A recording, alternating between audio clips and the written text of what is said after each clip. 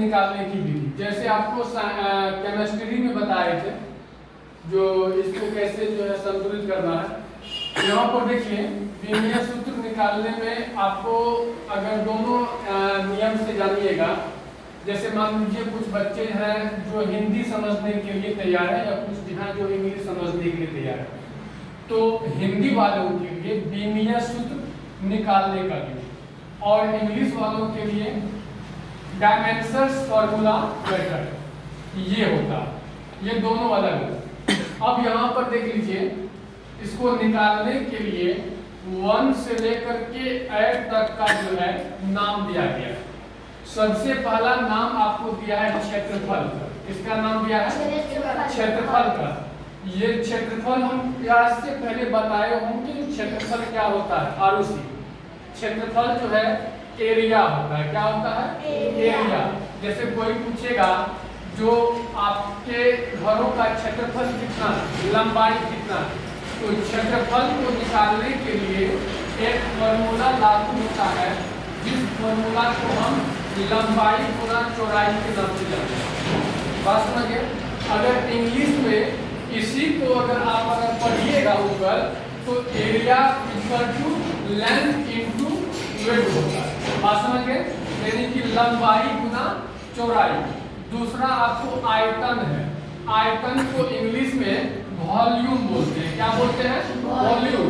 और दूसरी भाषा में वॉल्यूम जो है VOLUME, वॉल्यूम का मतलब आवाज भी होता है। कोई कहेगा थोड़ा वॉल्यूम बढ़ा दो, जैसे आप बात करते हैं धीरे से बोलिएगा तो क्या बोलेगा?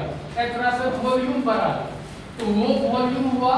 एक वॉल्यूम आवाज भी होता है, दूसरा वॉल्यूम जब साइंस में जाइएगा तो आयतन भी होता है। क्या होता है? आयतन। अब अगर यहाँ पर पूछेगा आयतन बराबर क्या होता है, तो आप कहेंगे लंबाई गुने चौड़ाई गुने ऊंचाई। अब इसको अगर इंग्लिश में जानना हो तो length into width into height. Height ऊंचाई होता है। तो यहाँ पर देख लीजिए, कोई भी पूछेगा फॉर्मूला, आयतन का फॉर्मूला मुस्कान बताइए, तो आपको बोलना है लंबाई गुने चौड़ाई गुने ऊंचाई। आयतन को प्रूव करने के लिए आप किसी सूत्र से प्रूव कर सकते हैं, लंबाई गुने चौड़ाई गुने ऊंचाई। क्षेत्रफल को आप सिद्ध करने के लिए लंबाई गुने चौड़ाई, इन दोनों का ये बीच में जो लिखा हुआ है फॉर्मूला, ये इंपॉर्टेंट होता है। उसके बाद 3 नंबर में आपको घनत्व आता है। इसको इंग्लिश में डेंसिटी बोलते हैं। क्या बोलते हैं? डेंसिटी।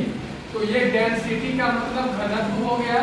घनत्व का जो फॉर्मूला होता है वो द्रव्यमान बट्टे आयतन होता है। इसको इंग्लिश में आप फ्लूइड बाय वॉल्यूम बोलिएगा। हिंदी में जब पढ़ना होगा तो इसको बट्टा बोलिएगा, इंग्लिश में जब बोलना होगा तो बाय बोलिएगा। क्या बोलिएगा? बाय। तो ये ब्लड बाय वॉल्यूम हो गया। इंग्लिश में कोई पूछेगा, हाँ उज्जवल कुमार स्टैंडर्ड डेंसिटी, डेंसिटी का फॉर्मूला क्या होता है, तो आप बोलेंगे ब्लड बाय वॉल्यूम। समझ गए? हिंदी में कोई पूछेगा घनत्व का फॉर्मूला क्या होता है, तो आपको बोलना है द्रव्यमान बटे आयतन। हिंदी इंग्लिश दोनों कंप्लीट हो रहा है। अब उसके बाद आपको 4 नंबर में आता है चाल, वेग। चाल को समझते ही है, चाल होता है जिसको स्पीड बोलते हैं। अब यहाँ पर क्या है? चाल है और वेग। चाल क्या होता है? स्पीड होता है। तो चाल और वेग बराबर क्या होता है? दूरी बटे समय। हिंदी में कोई पूछेगा तो दूरी बटे समय बोलिएगा। इंग्लिश में जब कोई पूछेगा तो इंग्लिश में देखिए, चाल को स्पीड बोलते हैं और वेग को वेलोसिटी बोलते हैं। तो स्पीड वेलोसिटी इक्वल टू क्या होगा? Time by distance. इसको पढ़ेंगे टाइम बाय डिस्टेंस, यानी इसका फॉर्मूला हो जाएगा समय बाय दूरी या दूरी बटा समय। दूरी समझते हैं ना, जैसे यहाँ से वहाँ दूर हो गया, समय हो, यहाँ से वहाँ जाने में कितना समय लगता है, तो समय लगता है। उसके बाद आपको क्या दिया है? त्वरण। त्वरण को इंग्लिश में बोलते हैं एक्सेलरेशन। अब ये त्वरण का फॉर्मूला को पूछेगा तो आप बोलिएगा वेग परिवर्तन बट्टा समय। क्या बोलिएगा? वेग परिवर्तन बट्टा समय। याद करने वाली बात ये।